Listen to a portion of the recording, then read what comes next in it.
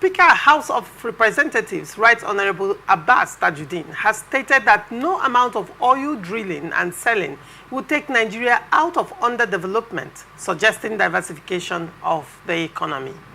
He cited countries like Malaysia, India, and China as those that were once the cadre with Nigeria, but invested in economic diversification and now enjoy World Economic Ranking.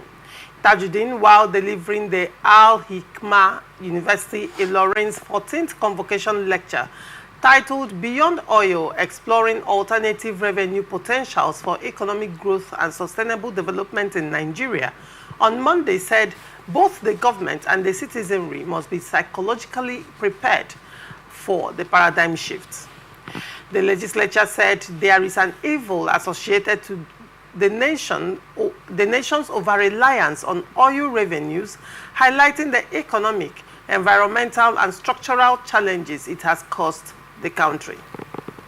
Urging the government to diversify into neglected and untapped resources, the lecture enjoins the government to consider strategic investments in agriculture, manufacturing, solid minerals, tourism, and renewable energy to reduce dependence on oil, create jobs, and foster sustainable development.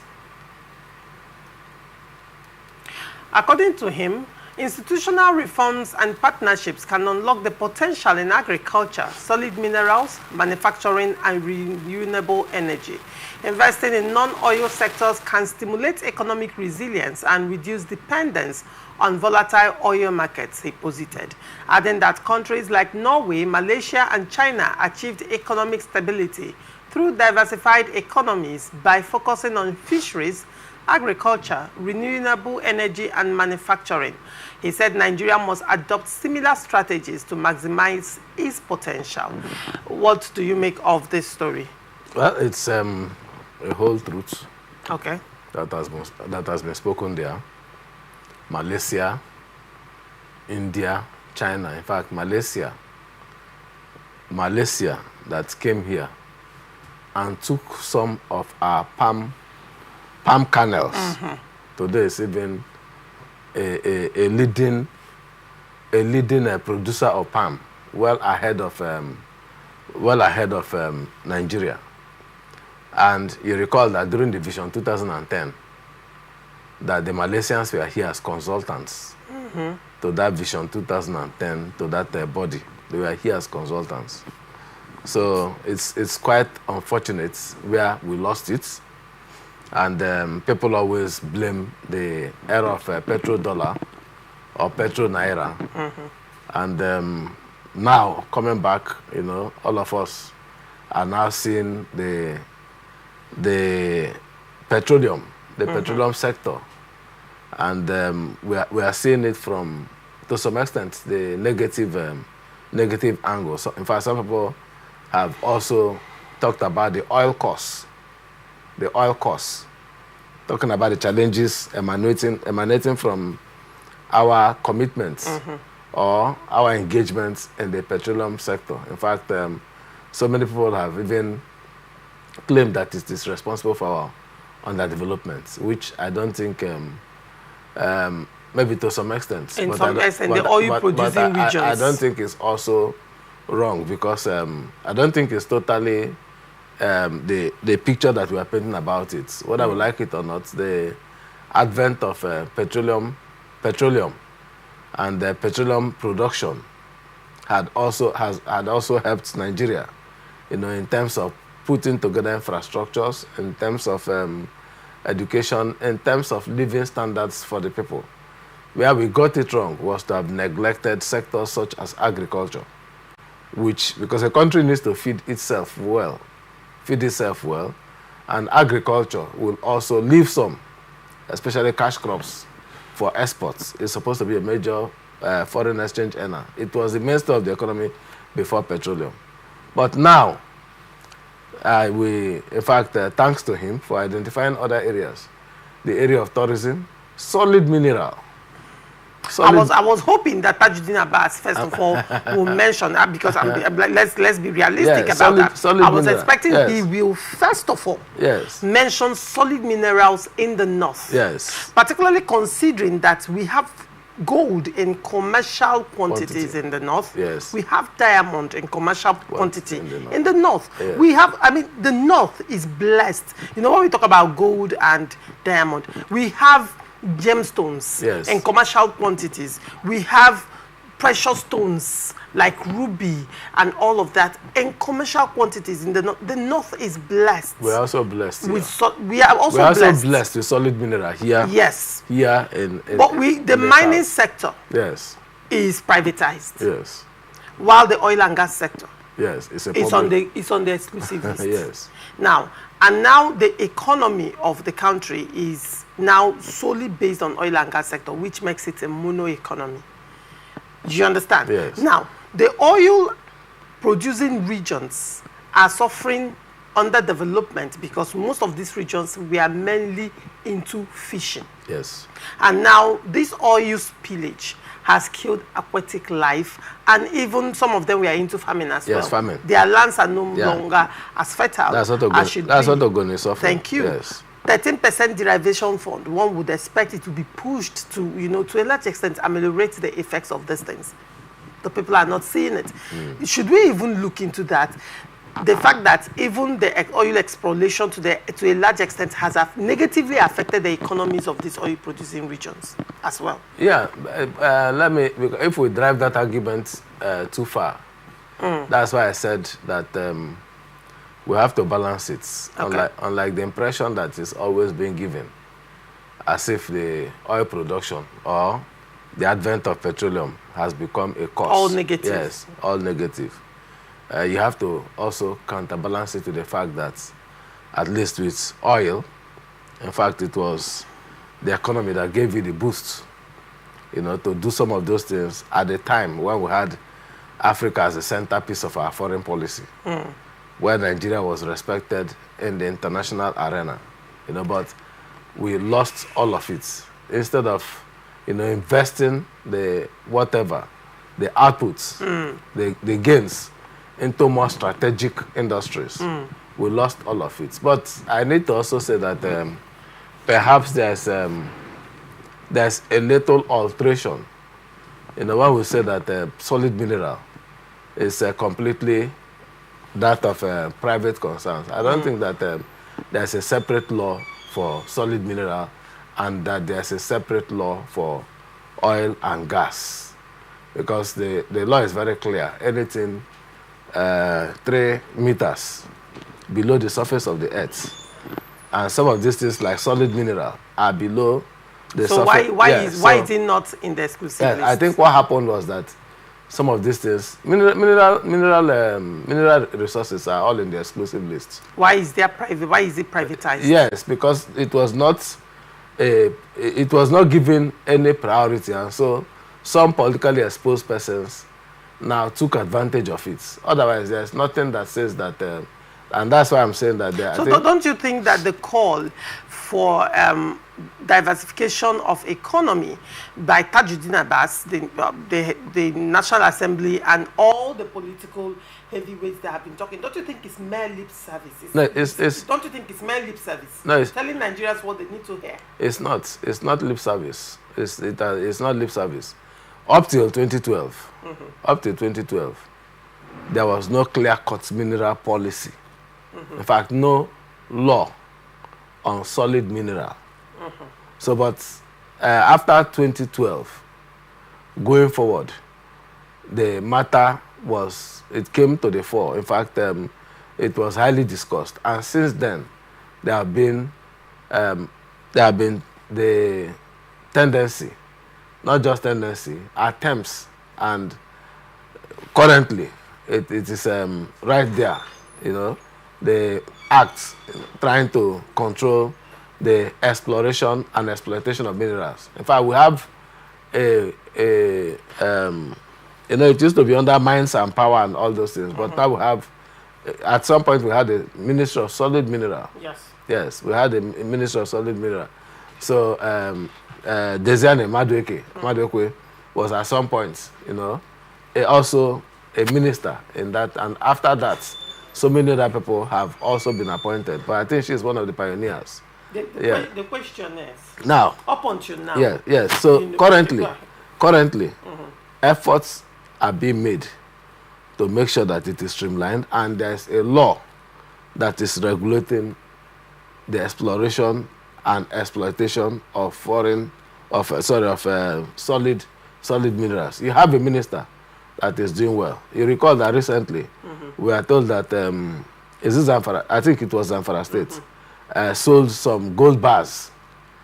Sold some gold bars to the central bank, you know, for some millions of dollars. And that was the first time that we had a thing like that under the last administration. Have you heard of River State, Delta State, any of these oil producing states selling oil as an exclusive reserve of the state? This is where I am going to. Yeah. Now the conversation, when you talk of, let's even look at the 2025 budget and the previous budgets. Everything has been premised on projections of how many thousand barrels of oil per day. Or cost of crude oil projected. Of crude oil. There are projections on, the budget is premised on projections of naira per dollar, the exchange rates. Yes. And crude. Yes, and crude, yes. You understand? Yes. These are the projections. Now, one would expect that, you know, with this 2025 budget and the calls for diversification of economy, and a president who has said that he's so big on lifting Nigeria from the ashes of economic decadence, you know, to a large extent, I was expecting to hear that the projections or so and so would be heavy on mining, considering that, let me use Saudi Arabia as an example. Saudi Arabia initially was running a monopoly economy, oil-based, but at some point diversified into gold. And gold and oil, side by side, are running as the mainstay of their economy. Saudi Arabia is rich. Currently, they are moving towards tourism. Okay, very interesting. Even adjusting so many of their strict policies. Having looked at what Dubai has done. That's that. You understand? Yes. That is their mainstay, because I mean, what does Dubai have to a large extent? Well, let's not go there. But let me still come back to what I was saying with regards to the budget and the projections. Yes. Up until now, Nigeria is projecting its budgets on these things that are volatile and not stable. Yeah. And currently, the conversation is not even on mining of the solid minerals. The conversation is blue economy. Blue economy. That's why I am saying, what we have in hand already, yes, why is it in the hands of the few? And the government is expecting that this economy, that's why I am asking you, is this not mere lip service? Yes, it's not. It's not. Make it make sense to me. Because I know that the minister, the current minister of solid minerals, that is doing quite a lot. He's doing quite a lot in that particular sector, trying to make sure that things are streamlined, trying to make sure that, in fact, you know, it's a sector that was not just dominated by people that are politically and economically exposed, illegal miners as well. Yes. Chinese. Most of these illegal, yes, we are Chinese. But now attempts are being made to make sure that those who are players, stakeholders, are properly registered, properly licensed to undertake production. And then when they are properly licensed, properly registered and properly licensed, you also know that issues like taxes, royalties, and others have to be paid. If we go into that, then it will push us into tax reform. Yeah, because I mean, with the North lamenting that the tax reform bill is not favoring their region, I was now asking myself, if the Northern elites, the Northern political class, they are lamenting that the tax reform bill does not favor them, that brings into mind, what are they doing with the commercial quantities of solid minerals in their region? It is also well, okay. Go ahead. It's also part of what the tax reform seeks to address. What is their grouse about the tax reform? The VAT is part of it. Yes, we are looking. The sharing formula. We are looking at the benefits. They are looking at the disadvantage, or one is looking at the benefits. The other one is looking at where it will disadvantage him. And in this context, what is the main issue at stake? The main issue at stake is that when it comes to sharing formula, it has always been based on the section of the Constitution. You know, what is the sharing formula? Population, land mass, you understand? Yes, equality, I do. Yes. And before derivation. The law says that, of course, you must take into consideration the issue of derivation.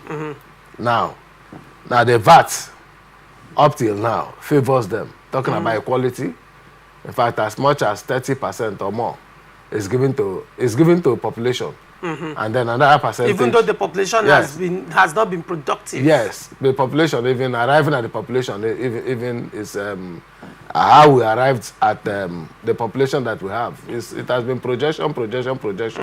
We have not even been able to hold a proper census. So these issues are there, but be that as it may, you know that derivation was given a very low percentage, which now, let me not call it disenfranchised, but which now cheated some of these areas where the production is ongoing and consumption, and that is why the new law is saying, okay, let us look at give population 20%, give equality of states 20%, and derivation. Derivation now is a give and take thing. Prior to this time, derivation was looked at from the point of the places, that's where the headquarters of these companies are, because they have to put together the statistics and everything, and then but now it's moving to consumption. But now we are moving to consumption and to location of supplies.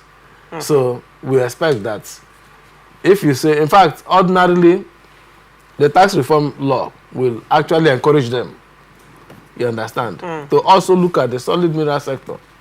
The tax reform law, the tax reform bill is also encouraging.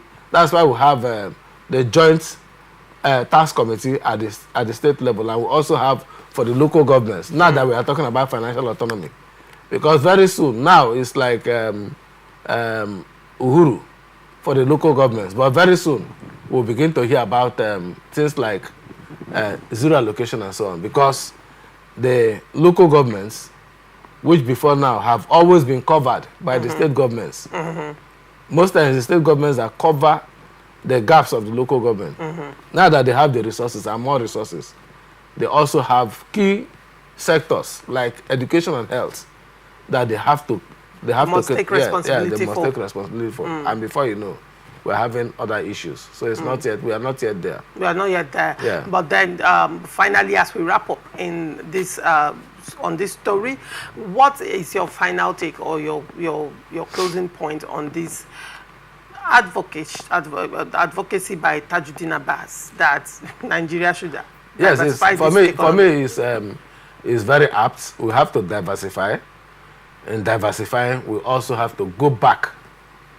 Agriculture, we must feed our people, and with the level of insecurity, and also have it's part of it now. Because if you are saying you have to diversify, won't you provide security for those that are there? You have to also prioritize it. Now, the thing is, young Ayotamuno, when you bring up this one, another issue, bedeviling that particular one will come up. That's why we have government. They are there. Without these issues, we won't be talking about government. Agriculture, one would say, agriculture, how are we going to thrive in agriculture when there is no security? Isn't that even part of the reasons why there is food scarcity and food inflation?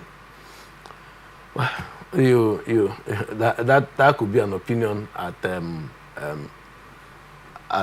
one level. We can't take away the issue of security for our farmers. In agriculture has always been peasant-based. Leave all those people who are talking about commercial farming. Yes, it's only to limited. Our agriculture up till now is about 75% peasant-based. And these people need to be given security. And I believe that currently, if you look at where we were by May 2023 and now, you see that there has been a lot of retweaking, the tweaking of the security system. And we do hope that we succeed and get back into agriculture.